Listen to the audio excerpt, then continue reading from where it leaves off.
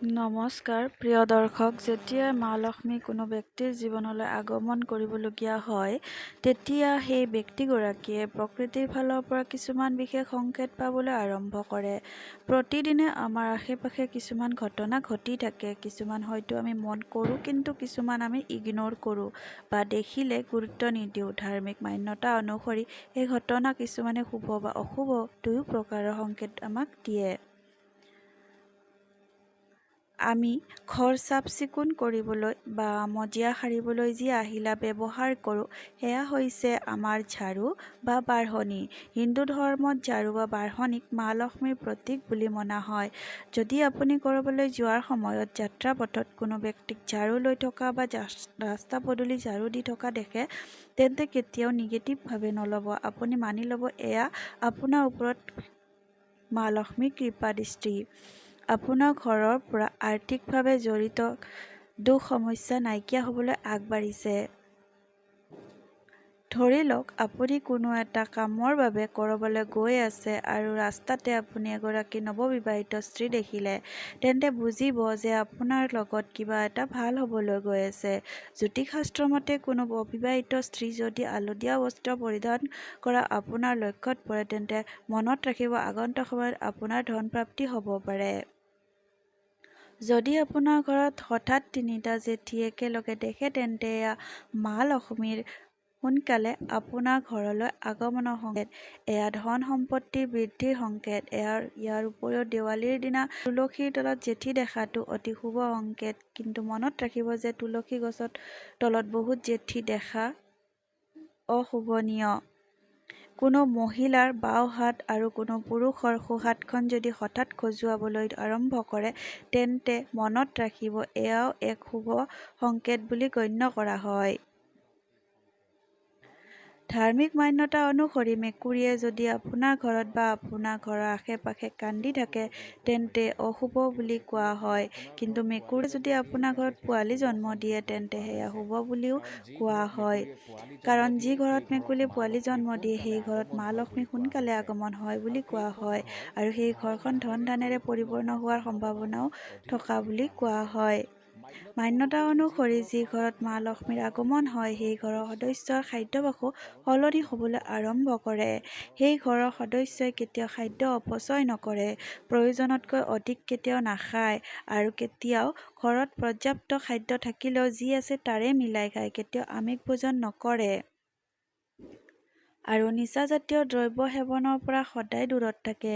এতিয়া আপোনাৰ মনত হয়তো প্ৰশ্ন আহিব পাৰে যে ধনী মানুহে দেখোন মদে-ভাতে খায়, তেওঁলোকতো কেতিয়াও দুখীয়া হোৱা নাই।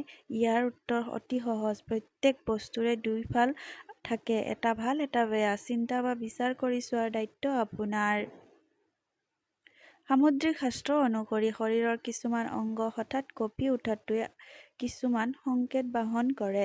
যদি কোনো ব্যক্তিৰ চকুৰ চেলাউৰি আৰু বাহুৰ মাজৰ অংশ হঠাৎ কঁপি উঠে, তেন্তে সেয়া ব্যক্তিগৰাকীৰ ধনপ্ৰাপ্তিৰ সংকেত। ইয়াৰ দুয়োখন গাল একেলগে কঁপি উঠাটো শুভ বুলি কোৱা হৈছে। বিলুপ্তপ্ৰাপ্ত দুমুখীয়া সাপ যদি কেতিয়াবা ঘৰত দেখা পোৱা যায়, তেন্তে সেয়াও শুভ বুলি কোৱা হয়। কাৰণ দুমুখীয়া সাপ বা মা লক্ষ্মীৰ বাহন বুলি মান্যতা আছে। দুমুখীয়া সাপে কেতিয়াও কাকো দংশন নকৰে। মান্যতা আছে যে যি ঘৰত দুমুখী সাপ দেখা যায়, সেই ঘৰত কেতিয়াও ধনৰ অভাৱ নহয়। যেতিয়া ব্যক্তিৰ সময় সলনি হয়, হঠাৎ বেয়াৰ পৰা ভাললৈ আহে, তেতিয়া ৰাতিপুৱা শুই উঠাৰ আগে আগে কিছুমান সপোন দেখিবলৈ আৰম্ভ কৰে, যেনে কোনো দেৱ-দেৱীৰ প্ৰতিমা, বৰগছ, আহঁত গছ, তুলসী গছ, জংঘলত পোৱা কলহ আদি। এয়া হৈছে ভাল সময়ৰ আগমনৰ সংকেত। আপোনাৰ জীৱনলৈ যেতিয়া ভাল সময় আহিবলগীয়া থাকে, তেতিয়া মন কৰিব যে আপোনাৰ ঘৰৰ আশে-পাশে থকা গছ-লতিকাবোৰ সেউজীয়া হ'বলৈ আৰম্ভ কৰে, ফল-ফুলেৰে ভৰি পৰে। বিশেষকৈ আপোনাৰ ঘৰত থকা তুলসী আৰু কলগছলৈ মন কৰিব আৰু এই দুবিধ গছ সেউজীয়া হৈ আকৰ্ষণীয় হৈ পৰে। সেয়েহে হিন্দু ধৰ্মৰ মান্যতা অনুসৰি সদায় ৰাতিপুৱা তুলসী আৰু কলগছত পানী দিবলৈ কোৱা হয়। ইয়াৰ আন এক অৰ্থও আছে, এই দুবিধ গছ মানুহৰ জীৱনত অধিক প্ৰয়োজনীয়। শাস্ত্ৰমতে ঘৰলৈ ভাটৌ অহাটো এটা শুভ সংকেত। কুবেৰৰ লগত ভাটৌৰ সম্বন্ধ আছে। সেয়েহে যদি হঠাৎ কেতিয়াবা আপোনাৰ ঘৰলৈ ভাটৌৰ আগমন হয়, তেন্তে মনত ৰাখিব, আপোনাৰ ঘৰলৈ ধন আহিবলৈ আছে। ইয়াৰ উপৰিও ঘৰলৈ বগা ৰঙৰ পাৰ অহাটো এক শুভ সংকেত। যদি আপোনাৰ ঘৰৰ ছালৰ কোনো এক চুকত বা কোনো গছত চৰাই বাহ দেখে আৰু সেই বাহত চৰাই কণী দেখে, তেন্তে বুজিব যে এয়া কোনো ধন প্ৰাপ্তিৰ সংকেত আৰু এয়া এক সংকেত যে আপোনাৰ ক'ৰবাত ৰৈ থকা ধন আহিবলগীয়া আছে। কিন্তু কোনো কাৰণবশতঃ যদি আপুনি সেই চৰাই বাহৰ ক্ষতি কৰে, তেন্তে সেয়া অশুভ প্ৰমাণিত হ'ব পাৰে। যদি হঠাৎ আপোনাৰ ঘৰৰ চোতালত বা দুৱাৰৰ ওচৰত বা অন্য কোনো স্থানত ক'লা পৰুৱাৰ বাহ দেখে, তেন্তে ইয়াৰ স্পষ্ট সংকেত হৈছে মা লক্ষ্মীৰ কৃপা আপোনাৰ ওপৰত আছে আৰু আপোনাৰ কোনো কামৰ বাধা আঁতৰি সম্পন্ন হোৱাৰ শুভ সংকেত। মান্যতা আছে যে কোনো পক্ষীৰ বিষ্ঠা কেতিয়াবাহে কোনো ভাগ্যৱানৰ গাত পৰে। যদি হঠাৎ কোনো পক্ষীৰ বিষ্ঠা আপোনাৰ গাত পৰে, তেন্তে মনত ৰাখিব আপুনি ভাগ্যৰ ধনী। যদি আপুনি কোনো বিশেষ কামৰ বাবে ওলাই গৈছে আৰু ৰাস্তাত কাৰোবাৰ হাতত পানীৰে ভৰ্তি বাল্টি দেখিলে, তেন্তে বুজিব ভৱিষ্যতে আপোনাৰ এক শুভ লক্ষণ। তেনেকৈ যদি ৰাতিপুৱা আপোনাৰ ঘৰৰ ওচৰত কাউৰীয়ে মাতিলে ঘৰলৈ আলহী আহিব বুলি কোৱা হয়, তেনেকৈ আপুনি ৰাতিপুৱা উঠিয়েই যদি কুলিৰ মাত শুনে, তেন্তে আপোনাৰ সোনকালে মা লক্ষ্মীৰ আগমন হ'ব পাৰে। ধাৰ্মিক গ্ৰন্থ অনুসৰি কোনো ব্যক্তিৰ ঘৰত দুৱাৰত যদি গো মাতাই জোৰে জোৰে হেম্বেলিয়ায়, তেন্তে নিশ্চয় সেই ব্যক্তিৰ ঘৰত সুখ সমৃদ্ধি বৃদ্ধি হয়। এনে ঘটনা ঘটিলে ঘৰৰ গৰাকীয়ে ধন লাভ কৰে। শুভ ফল বৃদ্ধি কৰিবলৈ সদায় ৰাতিপুৱা গৰুক খাদ্য যোগান ধৰা উচিত। ইয়াৰ উপৰিও কোনো ব্যক্তিয়ে যদি ৰাতিপুৱা উঠিয়েই মন্দিৰৰ শংখ ঘণ্টা ভজন আদি শুনে, তেন্তে সেয়াও এক শুভ সংকেত। মানুহৰ মনটো যদি প্ৰতি সময়তে হয় বা কিবা এটা চিন্তা কৰি বা কিবা এক দুখত থাকে, যদি কেতিয়াবা আপোনাৰ মন কোনো কাৰণ নোহোৱাকৈ আনন্দিত হৈ উঠে, প্ৰফুল্লিত হৈ উঠে, কোনো কাৰণ নোহোৱাকৈ আপুনি নিজকে সৌভাগ্যশালী বুলি ভাবিবলৈ ধৰে, তেন্তে সেয়া আপোনাৰ বাবে শুভ সংকেত। কাৰণ বিনা কাৰণত নিজকে আনন্দময় কৰি ৰখাটো অতি কঠিন কাম।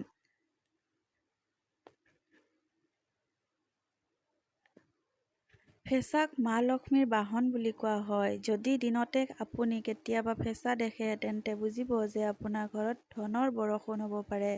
কাছ দেখাটো এটা শুভ সংকেত বুলি কোৱা হয়, কাৰণ ভগৱান বিষ্ণুৱে কৰ্ম অৱতাৰ লৈ সম্পূৰ্ণ ব্ৰহ্মাণ্ড ৰক্ষা কৰিছিল। কাছ যদি আপুনি সপোনত দেখে, তেন্তে আপোনাৰ বন্ধ হৈ থকা ভাগ্যৰ দুৱাৰ খোল খাবলগীয়া আছে। সপোনত কাছ দেখা ভাল ভাগ্যৰ সংকেত।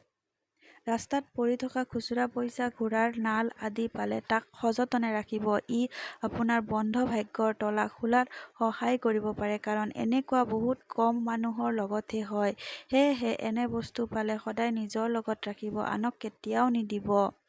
যদি আপোনাৰ বাৰান্দাত বা আপোনাৰ ঘৰৰ চোতালত ঘনচিৰিকা চৰাই আহি কলকলায়, তেন্তে বুজিব সেয়া আপোনাৰ ঘৰলৈ আহিবলগীয়া আনন্দ সুখৰ সংকেত। এই সংকেত পোৱা মানে পৰিয়ালৰ সদস্যৰ মাজত সম্বন্ধ মধুৰ হয়, মজবুত হয়। আপুনি কোনো কামত বাহিৰলৈ যাওঁতে যদি ৰাস্তাত আপুনি কুঁহিয়াৰ দেখে, তেন্তে এয়াও আপোনাৰ ঘৰলৈ ধন অহাৰ সংকেত। যদি কুকুৰে মুখত ৰুটি বা অন্য মাংসজাতীয় বস্তু মুখত লৈ যোৱা দেখে, তেন্তে সেয়াও আপুনি ধনী হোৱাৰ সংকেত। ঘৰৰ সন্মুখত যদি আকন গছ গজি উঠে, তেন্তে ই পৰিয়ালৰ সদস্যৰ ভাগ্য সলনি হোৱাত সহায় কৰে। হঠাৎ যদি পৰুৱাই আপোনাৰ ঘৰৰ চোতালত হওক বা কোনো চুকত হওক ঘূৰণীয়া আকৃতিৰে কিবা এটা খোৱাত ব্যস্ত হৈ থকা দেখে, তেন্তে বুজিব যে আপোনাৰ ঘৰলৈ মা লক্ষ্মীৰ আগমন ঘটিছে। এনে দেখিলে সেই পৰুৱাক সেৱা জনাই চেনি মিহলোৱা আটা খুৱাব লাগে। প্ৰিয় দৰ্শক, এয়াই আছিল এই 24টা সংকেত, যি সংকেতে মানুহে ধনী হোৱাৰ আগে আগে লক্ষ্য কৰে বুলি শাস্ত্ৰত কোৱা হৈছে। এতিয়া কথাটো হ'ল যে আপুনি বাৰু এই কথাবিলাক বিশ্বাস কৰিবনে, বা এই কথাত যুক্তিযুক্ততা কিমান সেয়া আপোনাৰ বিচাৰ। আপুনি যদি ভালকৈ এবাৰ চায়, তেন্তে দেখিব যে ইয়াত মানুহক প্ৰকৃতিৰ লগত থাকি কাম কৰিবলৈ কৈছে। মানে আপুনি প্ৰকৃতিৰ লগত থাকি কাম কৰক, প্ৰকৃতিয়ে আপোনাৰ ফল দিব। এতিয়া বিশ্বাস অবিশ্বাস মানুহৰ নিজৰ ওপৰত কথা, কিন্তু কথা এষাৰ মনত ৰাখিব, বিশ্বাসে মিলয় হৰি। ধন্যবাদ। চেনেলটো প্লিজ ছাবস্ক্ৰাইব কৰি দিব আৰু লাইক এটা কৰি দিব আৰু এনেধৰণৰ ভিডিঅ'সমূহ চাই থাকিব। ধন্যবাদ।